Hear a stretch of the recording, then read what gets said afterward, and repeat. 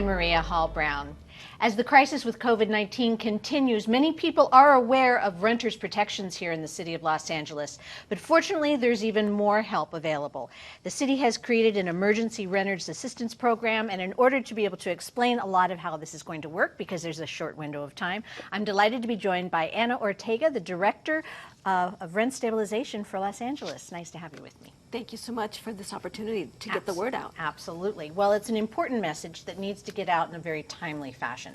So there is now an emergency renters assistance, which is actually financial help for people who are in crisis paying their rent. How does a resident apply for this program? Thank you. Yes, that we are in the application week for the Emergency Renters Assistance Subsidy Program for the City of Los Angeles. There are two ways that renters can apply. There's an online application available 24/7 until midnight on Friday night, July 17th. So that's an online application available at the Housing Department's website at hcidla.lacity.org. So that's one way, and we hope that most people take advantage of the online application. It's available 24/7. You can access it from your computer, your laptop, even from your smartphone. And we are getting a lot of applications via people's smartphones. For city residents who don't have access to a computer or a smartphone, then they can call the call center hotline, which will intake their application. The call center is open every day this week from 8 a.m. until 10 p.m. And that's a good way, say for example, if there's some sort of language disparity that you need to be able to address it, it's a good to call in because you have multilingual assistance on the phone. We do have multilingual assistance on the phone, but the application also translates into multiple languages. Okay. So you don't have to rely on the phone, but it's really for those that don't have computer or internet access. Okay. Now this seems rather straightforward, but I think it's important, based on what we were just talking about a few minutes ago, to be very clear. This is just for residents of the city of Los Angeles. Yes, I would really like to stress that. I mean, we'd love to help everybody, but this is a program funded by and sponsored by the City of Los Angeles Mayor and Council, and it is limited to assistance for City of Los Angeles residents, not people in the county and not people in other cities. So unfortunately, we have to allocate those limited funds. It's really quite a large amount for a city program. It's $103 million. Oh, great. But still, it's limited as far as the total need out there. So it is limited to city residents. Okay. And as far as the funds themselves, it's a one-time amount that is provided to pay rent directly from the city to a landlord. Is that correct? Correct. It's a maximum of $1,000 a month and a maximum of $2,000 per household. And once the tenants are selected and provide their information, then they'll be approved for that $2,000 payment, one-time payment to their landlord, and it will go directly to the renter's landlord. Okay.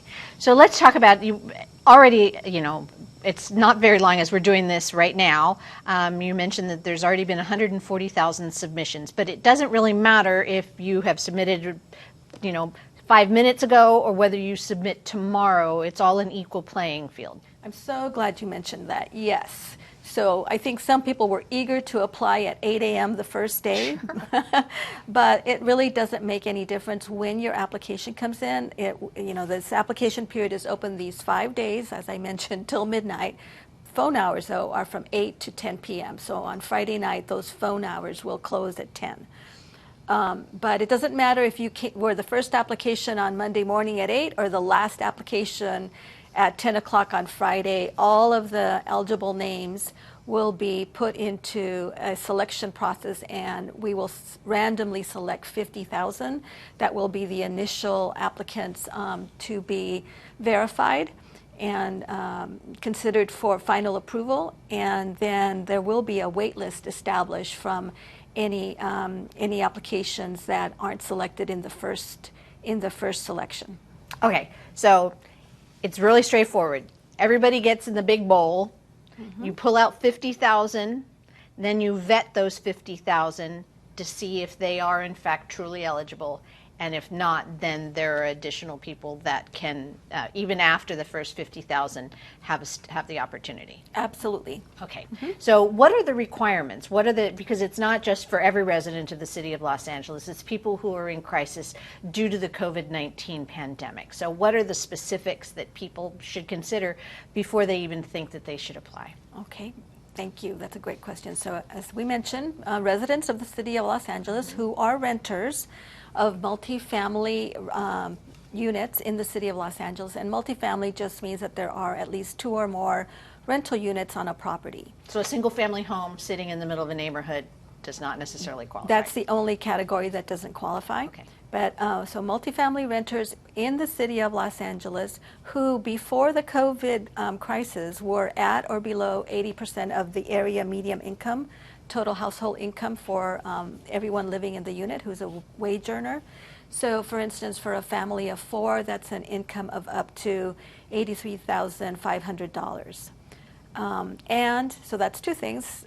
Renter in the city of Los Angeles at 80% of AMI. And the third thing is that this will assist people who have suffered a reduction or loss of income as a result of the COVID crisis, closure of workplaces, need to stay home to take care of their school-age children, things like that. So it's residents who have been affected by the COVID emergency and had their income reduced as a result. Okay. So now I'm going to try to get into the weeds a little bit about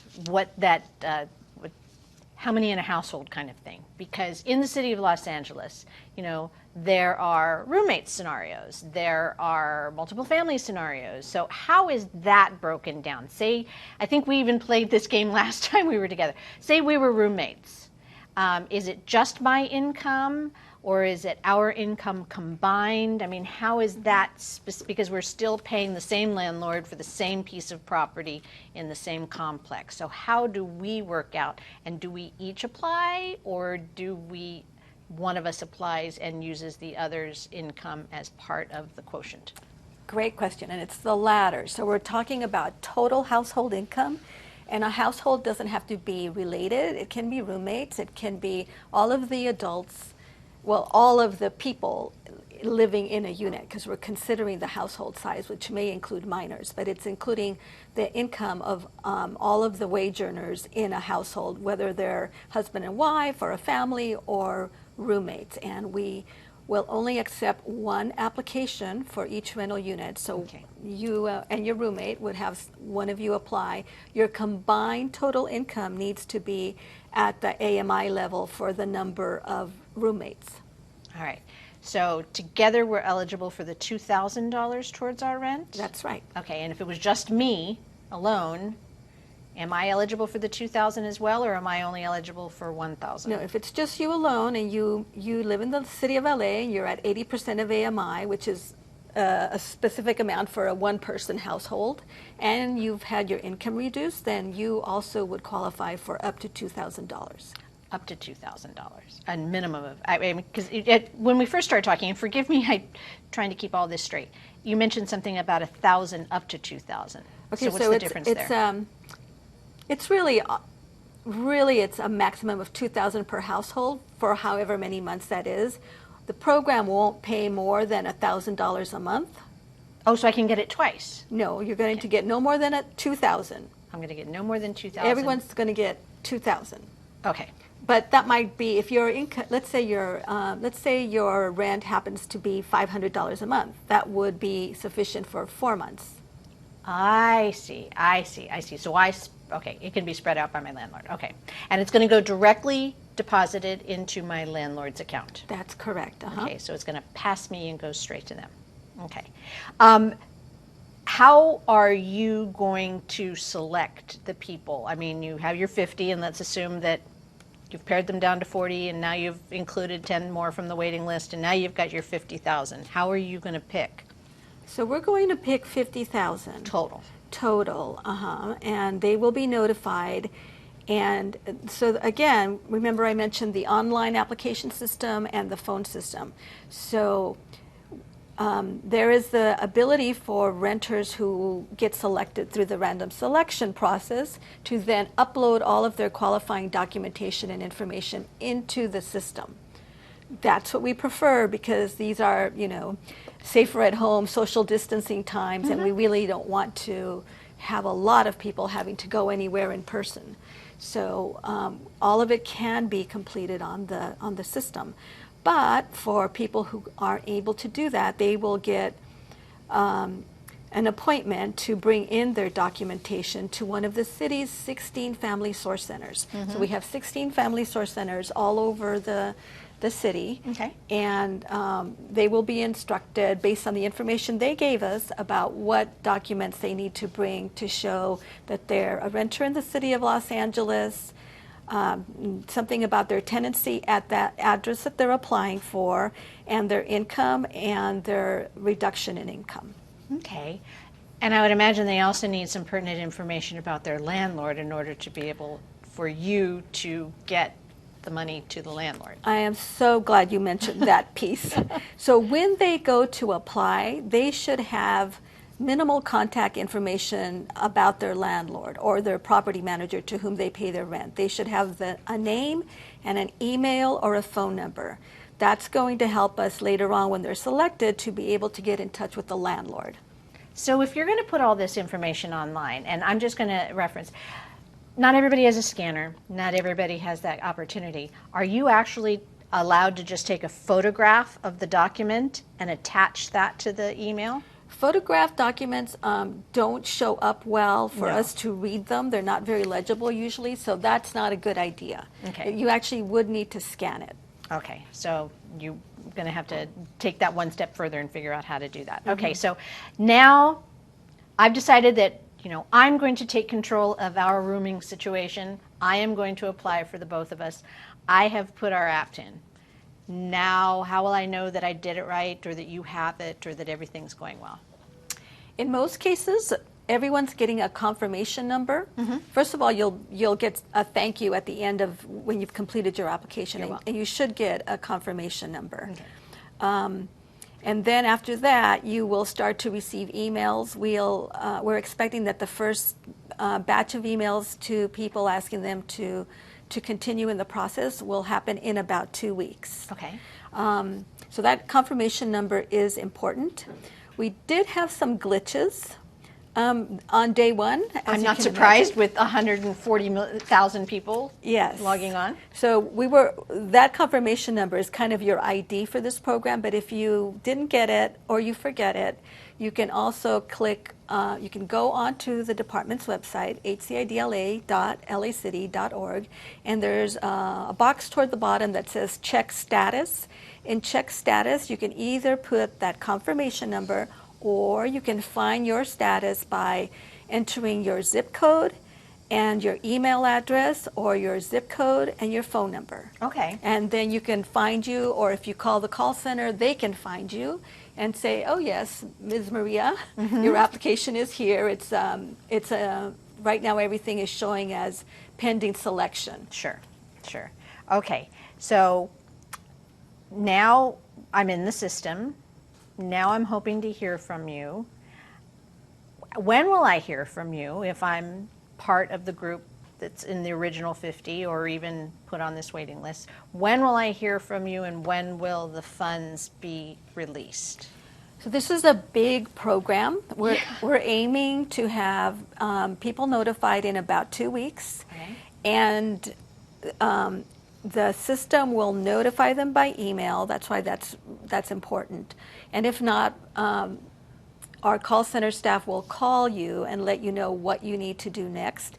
So a lot of this also depends on how quickly you as a renter are able to gather up your information and make your appointment to come in and bring it to one of the family source centers, or to scan it and upload it. So we expect that payments will probably start to go out in early to mid-August. Okay, so this is September's rent.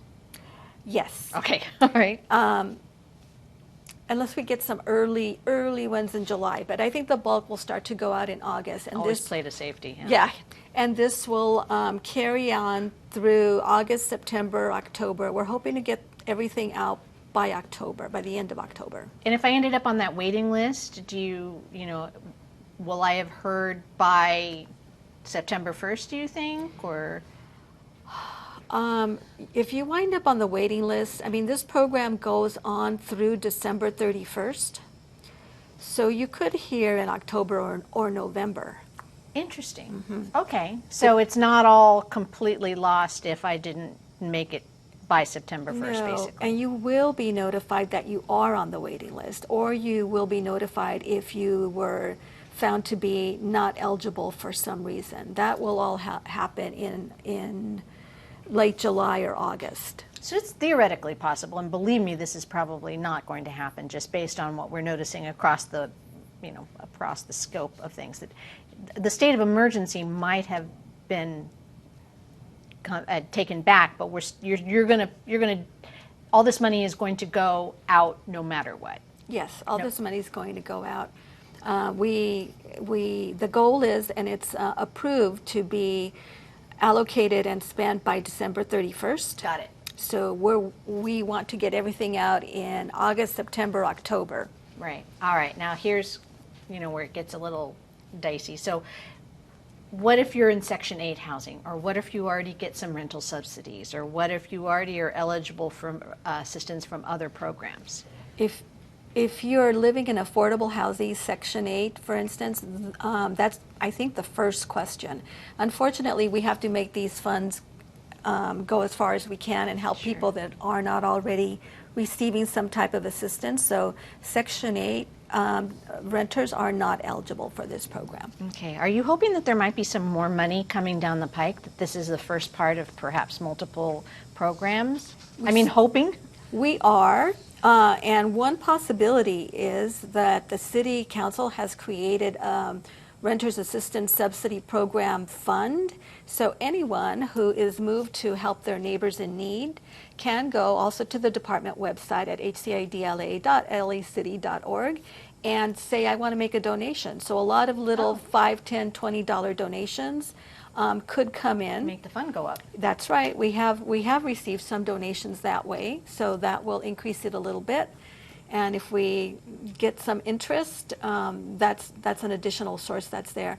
Or again, the City Council is looking at the federal CARES funds received and could decide to allocate additional funding, or if more funding comes from the state, the city would consider, where we can make the best use of those future funds to assist our city residents. Well, and it always helps to plant seeds of kindness so that the karma will come back. So even tiny amounts of money add up if everybody participates.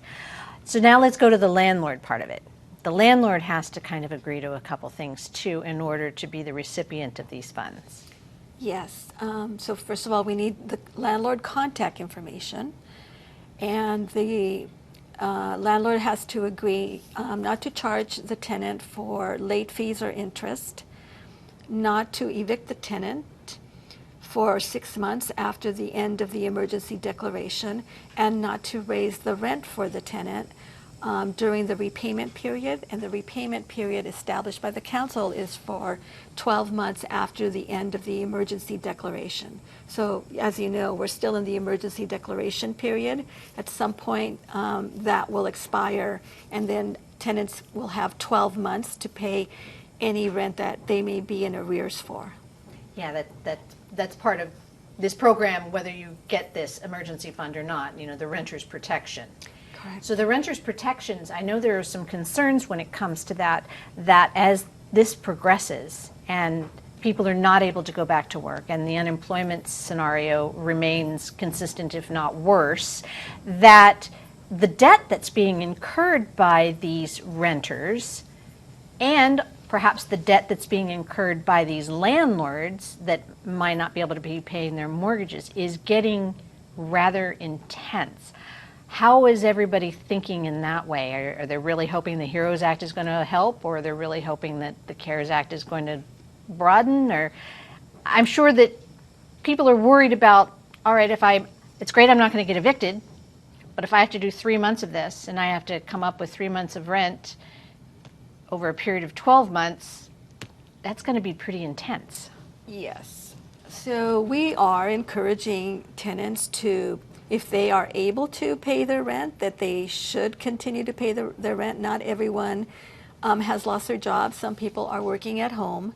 So, or if they maybe aren't able to pay their full rent, but they can pay partial rent, all of that is advisable because the rent is still going to be due at some point. The council really thought carefully and extended the repayment period for 12 months. I think previously the original proposal was for 6 months. So this gives renters a whole year to pay any rent that they may be in arrears. Yeah, this isn't going to solve everything, but it's a considerable investment that the city is making, and we hope that this $2,000 lessens that total rent burden of back rent that is going to be eventually due. Yeah. Now, one of the things in determining eligibility, obviously you need to demonstrate that you've lost income because of COVID. You need to establish where you live and your landlord and all of those things, and your income prior to COVID.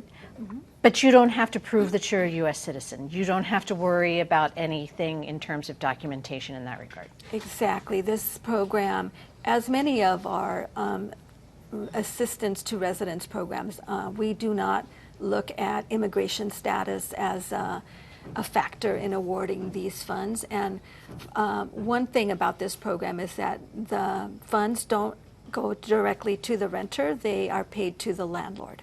Okay. All right. So what happens if you can't prove one piece of this, but it is in fact true? What happens if you're not on the lease? Or what happens if, you've moved, or, what if there's just some subtle thing that you are in fact eligible in the spirit of the law, but in terms of the proving of the law, you can't do it? Is there going to be an opportunity to actually speak to somebody and explain your case? So when all of that would come up is when they visit the Family Source Center. Mm-hmm. We have thought carefully about people, especially in the underground economy or the informal economy, that may not have a lot of documentation about their work. So we've really given some thoughtful consideration to the different kinds of things, documents that that applicants might possess. Just this morning we were discussing, one of the things that we could use to verify that someone lives in an apartment is mail that they've received there. Oh, sure. Mail from an institution, from a government institution, perhaps from their health care provider. So we're trying to be as broad and creative as we can be in thinking about the kinds of documentation that will allow tenants to show that they reside in their rental unit. So Anna, when you're not dealing with pandemics and COVID-19 and renters crisis, what do you do, as far as assisting renters? What is your advocacy pre-COVID world? Pre-COVID world. Yes, I'm the Director of Rent Stabilization for the City of Los Angeles. So the city's rent stabilization ordinance applies to like 70% of the rental units in the City of Los Angeles. We do many things to assist really both landlords and tenants, but we verify that units are covered by the rent stabilization ordinance. We provide public information and training for landlords and tenants about their rights and responsibilities under the rent stabilization ordinance. We investigate complaints of alleged violations when tenants believe that their landlord has charged them too much or is unfairly evicting them or fails to pay the relocation assistance that they're due. Our big functions are customer service, public information, and RSO complaint investigation. We also process, there's a number of ways. People think of rent stabilization and think that there's severe limitations on the kinds of rent increases that landlords can do. And actually right now we have a freeze on rents for RSO units. Right. But in normal times we allow landlords to apply for special rent increases when they have done upgrades to the unit or other circumstances when they qualify to increase the rent for the unit. So our staff looks at the landlord's information and application and approves that kind of thing. So we also serve as a liaison and support services for the city's Rent Adjustment Commission. So that's a group that meets normally twice a month to look at appeals about cases that are cited for code violations and to recommend policies related to the administration of the rent stabilization ordinance. So we're a staff of about 100 for rent stabilization, doing various aspects of administration and enforcement of the law. Well, and now you're making sure that people stay safe during a period of very strong uncertainty. So let's just recap really quickly. This emergency assistance program, you must get your application in by midnight on Friday, 11:59 p.m. on literally. Okay. On Friday, July 17th, online. But if you're doing it by phone, the phone lines are open all this week from 8 a.m. until 10 p.m. Okay, and the phone number is? And the phone number is 844-944-1868. And the website is? And the website is hcidla.lacity.org. Well, Anna, I can't thank you enough for coming in and explaining the nuance of all of this. And please make sure that if this is an appropriate program for you, that you get online immediately and take advantage. And if you'd like to donate, that's even better. Please make sure that your donation is in so that you can help multiple people, and even a tiny bit will help. So thank you so much. If you have any questions, make sure you log on and get some more information. And again, Anna, thank you so much for joining me today. Thank you so much, Maria. All right.